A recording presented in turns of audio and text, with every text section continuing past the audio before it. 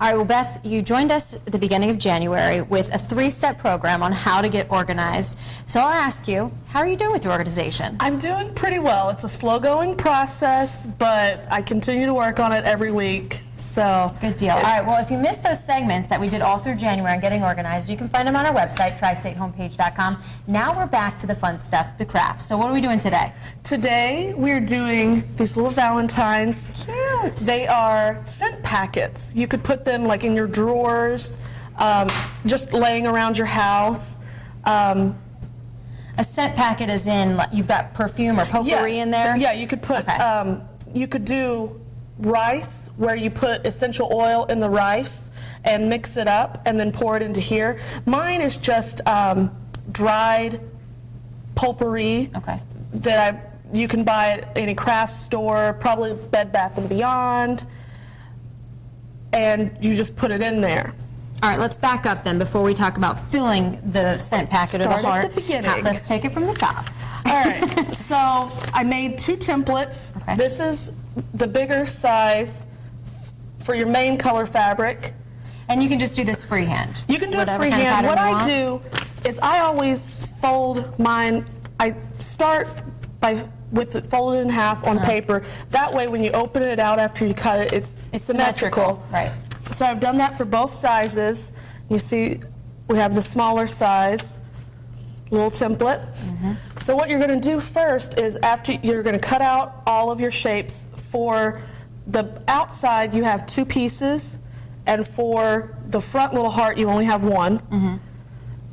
And it looks like you took the time to more neatly cut the inner circle that's you're gonna see the edges than these, because you'll sew these inside. Yes, you're gonna sew this and then turn it inside out. Okay. And you'll start and you'll sew all the way around. I like to leave an opening on the side, and that will be where you'll turn once you've sewn, and also where you pour in your rice or whatever you're putting inside of it. Okay. And once you do that, you can either sew these on before or after. I personally think it's easier to sew it on before. So you would take embroidery floss, and embroidery floss has 6 strands. So I cut mine, cut it to whatever length. I usually use my arm, and that's a good length to work with.